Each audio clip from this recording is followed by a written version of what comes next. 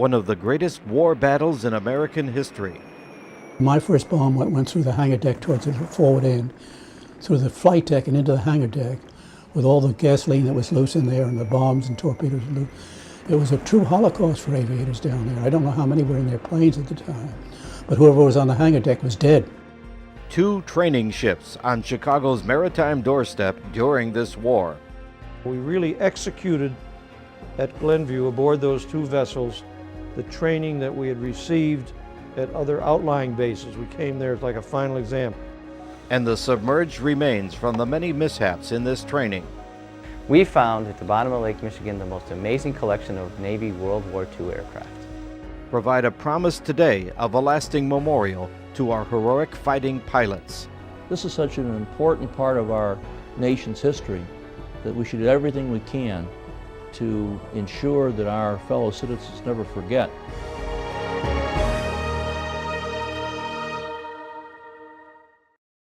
The Great Lakes played a critical role in the history of the towns along its waters. Chicago developed into a great city because of its prominent location along Lake Michigan and the Chicago River. In the 19th century, before the railroads were built, the Great Lakes were the chief transportation routes for people and goods. Even today, these lakes continue to play a major role in the lives of the people along its shores. And yet, even though Chicago owes much of its colorful history to this lake on its doorstep, it has done little to present to the public the importance of this maritime history. But just beneath the waters of this great lake, there lies a virtual museum, a treasure trove of artifacts. Though largely overlooked by the general public, a small core of scuba divers and underwater archaeologists for years have been exploring and discovering a wealth of history, much of it perfectly preserved in its fresh, cold waters. These finds range as old as prehistoric forests that existed thousands of years ago, to 19th century ships that brought settlers and goods to these shores, to even more recent artifacts of only a few decades ago. One such maritime chapter in Chicago's and Lake Michigan's history took place during World War II, and now this city has a unique opportunity to present to the public an actual artifact from this most important chapter, an artifact that once lay forgotten on the bottom of the lake. The Pacific Ocean, the month of June in 1942. The most powerful naval armada ever assembled was moving toward a tiny group of islands called Midway. Its objective was to capture these islands, remove the American garrison, and install an air base. Once these islands were secured, the country of Japan would have virtual naval sovereignty over the Pacific. The United States couldn't let this happen. After the staggering surprise attack by Japan on Pearl Harbor in Hawaii 6 months earlier, the United States was desperate to turn the tide of war. A few months before June, the U.S. had already demonstrated its emerging air power strength by conducting surprise bombings of Japanese cities and the Battle of the Coral Seas. It was a surprise to the Japanese Imperial Fleet. Added to that was the recent ability of the U.S. to break the Japanese naval code and its development of radar. The U.S. knew exactly the plans of the enemy. Knowing its plans for the Midway Islands, Admiral Chester Nimitz quickly and surreptitiously dispatched his large naval fleet, including 3 aircraft carriers, the Yorktown, the Hornet, and the Enterprise, away from their base at Pearl Harbor toward Midway, thus eluding the Japanese surveillance and positioning the fleet right under the noses of the enemy. The Imperial fleet was supremely confident of victory. On the morning of June 4th, they bombed Midway, and despite a fierce defense by the U.S. Air Fleet at Midway, the Japanese pilots devastated just about everything. However, the all-critical runway surprisingly survived the attack. The Imperial fleet would have to make a second strike. But just as they were ready to launch this second wave, 2 things happened. Their search planes discovered part of the U.S. fleet nearby, causing the Imperial fleet to reconfigure its second wave planes to defend its ships, and thereby delaying their takeoff. At the same time, their first wave was returning, low on fuel and needing to land. This was an extremely vulnerable moment. It was at this precise time the U.S. carriers launched everything they had to attack the Imperial fleet. First to attack were the small fleet of Devastator torpedo bombers, lacking any fighter protection. The Imperial fleet wiped them out of the skies. Having refueled and rearmed its planes, the Imperial fleet now was poised to launch a massive two-pronged attack against Midway and against the U.S. fleet.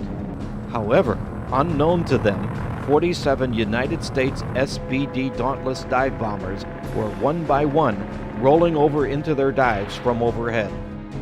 Commander Richard Best from the Enterprise was leading Squadron 6 on that dive. As I came out of my dive in the morning on the Akagi, I put my sights on at 3,500 feet, and a fighter ran right through my sights. Were going from right to left.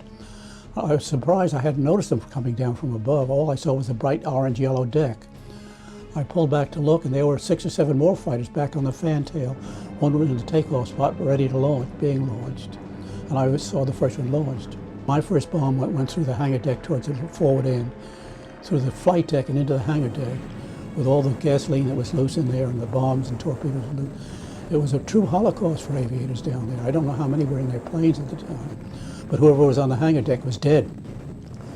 The second bomb went right through the lead fighter spot and must have blown them apart, and the next one into that group of fighters. And by that time, of course, she was doomed.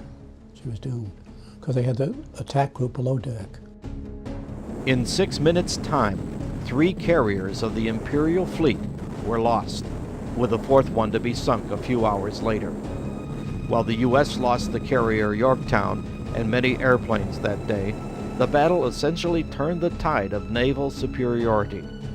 The outnumbered U.S. devastated the Imperial fleet and bought themselves time to mobilize and ultimately win the war in the Pacific. The SBD Dauntless and its pilots were the heroes of the day. If it wasn't for the SBD, in all likelihood, the Battle of Midway would not have been so decisively won by American forces.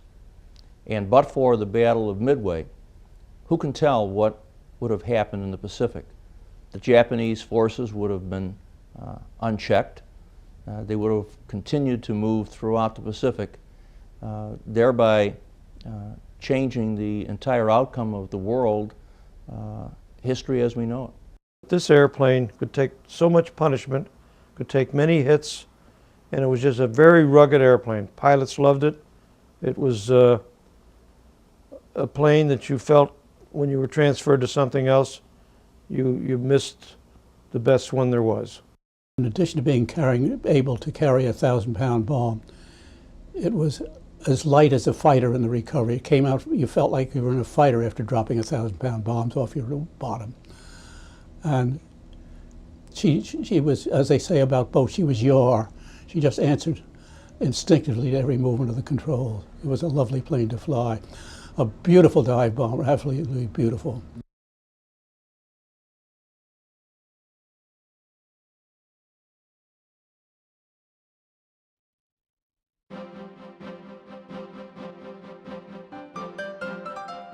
This plane landing on a carrier would seem to be routine in World War II, except this carrier is in Lake Michigan, just outside of Chicago. This seemingly bizarre event was conceived in the same year as the Battle for Midway. With a critical need for trained pilots and coastal threats by enemy submarines to our precious carriers, a safe way was needed to train for carrier landings. Commander Richard Whitehead came up with the idea of converting a couple old paddle wheel steamships, in this case the C&B and Greater Buffalo, into training carriers, the Wolverine and Sable respectively. These boats were once the largest in a proud fleet of luxurious passenger ships in the Great Lakes, but were outmoded and out of service. Commander Whitehead had their superstructure removed and replaced with flat landing decks. In as little as a few months, both ships were retrofitted and put into service, the Wolverine in mid-1942 and the Sable in mid-1943. There was nothing fancy about them. The space was minimal, so the crews didn't live aboard them. And there was no storage for airplanes. so trainees were expected to land and take off again as quickly as possible several times and then return to the Naval Air Base in Glenview, Illinois. If they successfully completed 8 landings and takeoffs, they were qualified. These 2 ships qualified over 15,000 pilots before the end of the war, including the former United States President George Bush Sr. Many of these training planes were SBD Dauntless dive bombers. Developed in 1939, they were already considered an obsolete design and were gradually being replaced in the war theater by the newer SB-2C Helldivers. Many Dauntlesses had been transferred to Glenview to be used as trainers. Captain Chuck Downey was one of the SBD pilots to qualify. You were assigned a flight, and the next thing you did was to get into your airplane, and usually 2 or 3 or 4 would go together. We would be given a direction and a distance from Point Obo. Now that's the Baha'i Temple up here in Evanston. And we would then fly out to the carrier of choice, and 2 of them were operating. You had the Sable. So whichever one you were assigned to, you took your flight. Now I was a flight leader on my particular day. I had 5 airplanes, and we made 8 landings on the carrier. And the carrier was merely a floating reference point. You landed, you caught a wire, you were pushed back, the hook was retracted, the guy wound you up, and off you went.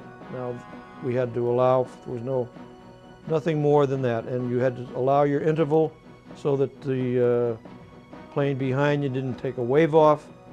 So we wound up pretty much a storybook flight. I had 5 airplanes, we made 40 landings, and the whole thing took about 85 minutes. So about every 2 minutes we'd land, get one off, and so as each guy finished his 8 landings, he'd wait and with the other fellows, and then we would return to base, and then we were considered signed off.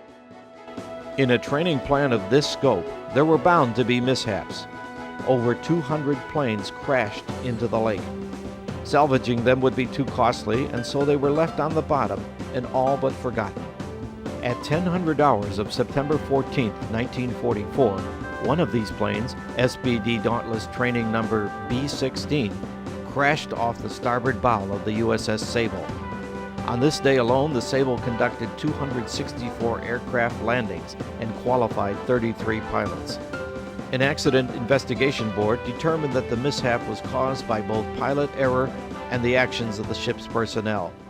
The airplane was declared a total loss. Years later, the National Museum of Naval Aviation commissioned local salvage company A&T Recovery to rescue a number of these airplanes from the bottom of the lake. Actually, A&T Recovery was started by 2 guys who just had a hobby of locating things that were lost underwater in Lake Michigan. We had studied the history of Lake Michigan and learned of all the different ships and airplanes, and we knew this history of the aircraft carriers. And so the airplanes became a high priority, and we surveyed the southern basin, and located all the airplanes, and brought them to the attention of the National Museum of Naval Aviation, which had a very strong interest in recovering their artifacts. The airplanes were restored and sent to many museums, such as the National Museum of Naval Aviation in Pensacola, Florida, the Cradle of Aviation Museum on Long Island, New York, the Patriots Point Naval and Maritime Museum at Charleston Harbor, South Carolina, and the San Diego Air and Space Museum. At the time, none were kept in Chicago. In 1997, with help from the McDonald's Corporation, a recovered F-4F-3 Wildcat was returned to Chicago and put on display at O'Hare Airport in honor of World War II aviation ace Butch O'Hare, for whom the airport was named. For a number of years, Chicago's first and oldest airport, Midway, has had its own display about its namesake battle. But many have felt it should have a more prominent one, including the airplane that won the battle. Well, you'd be surprised at how many people I talk to that don't know why our airport on the south side is named Midway.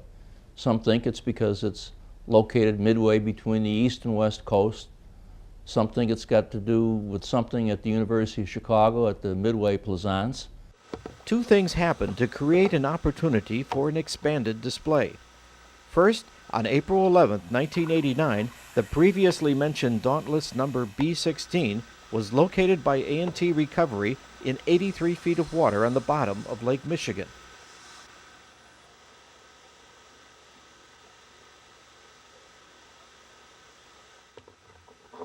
This SBD was very interesting on the sonar because we could see very little of it. Turned out that it was very much full of mud, and the reason it was so full of mud and so sunk into the bottom was it had a hard crash and it had ripped its landing gear off. So it settled very deeply into the sediment in the bottom of the lake. So it was actually very hard to see on the sonar, but we still identified it as an airplane, and so it was a nice find.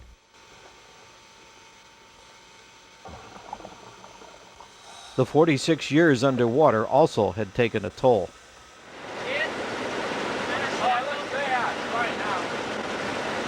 But on August 26, 1991, the B-16 was recovered for the National Museum of Naval Aviation.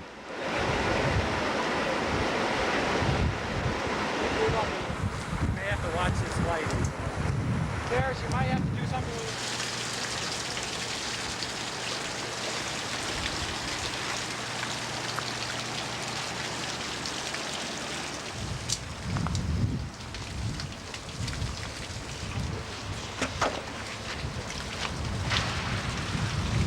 The real work with an SBD in recovery is the 400 or so bolts in each wing, and we spend days removing carefully each one of those bolts and cleaning that plane so that it's very easy to handle and easy to truck.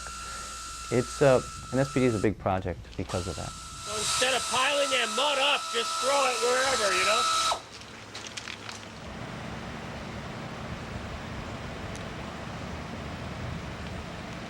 The airplane was transported to the Black Shadow Aviation Company and fully restored. After its restoration, it was moved to the Air Force Museum in Dayton, Ohio. The plane was repainted as an Army Air Force A-24, which was the version of the aircraft used by the Army. Nowadays, a lot of people are paying dearly for airplanes that, if they can find them, there's a lot of interest by those that have the wherewithal to even go out and find crashed airplanes around the world. And the SBD was the best dive bomber in the world, which is all the more reason we should have an example to show that that tactic of dive bombing really turned the tide for us in the Pacific War. This is an SBD Dauntless dive bomber moving through the streets of Chicago. The second thing that happened was an historic consortium of private and civic organizations, as well as corporations such as McDonald's, Boeing, Southwest Airlines, and many others who donated time, people, and money to put an SBD into Midway and expand the exhibit. Arrangements were made to move the SBD from the Air Force Museum in Dayton to Chicago and restore it to its naval colors.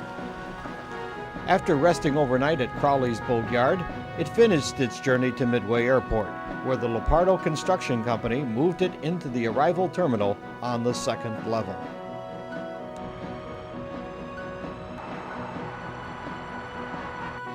The delicate work of lifting the parts and cushioning them took place late into the evening.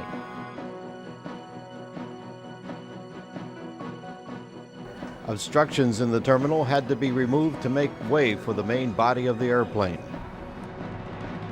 Then the crew proceeded with the delicate task of lifting the plane and moving it through the terminal.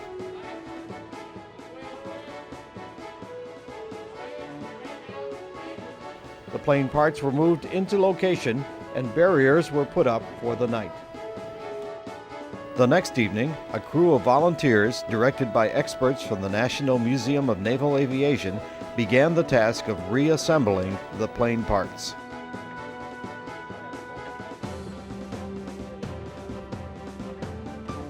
The crew then installed the bracket and hoist to raise the plane in place.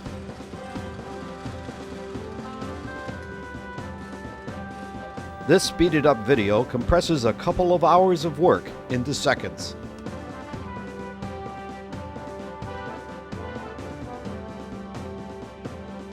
Finally, the plane is in place, supported by a single massive chain. A week and a half later, the dedication ceremony took place, with an open invitation to the many pilots who served our country during the Second World War. Today we are dedicating this Dauntless dive bomber of the type that was flown 62 years ago by the heroes of Midway, many of whom have sacrificed their lives for our great country and the world. This airplane is much more than a museum piece or historical curiosity. It's a symbol of American values, a tribute to the courage and skill of our armed forces, a reminder of just how much we owe to the men and women who have made up what was greatly been called the greatest generation. When you think of the SBD airplane, the historical value, the city of Chicago, the airport named Midway, they all tie together, and we have an example that will be an historical showpiece, a centerpiece for Chicago Midway Airport for as far into the future as we want to see. This is such an important part of our nation's history that we should do everything we can to ensure that our fellow citizens never forget the tremendous sacrifices that have been made by so many people so that we continue to enjoy the freedoms we have today.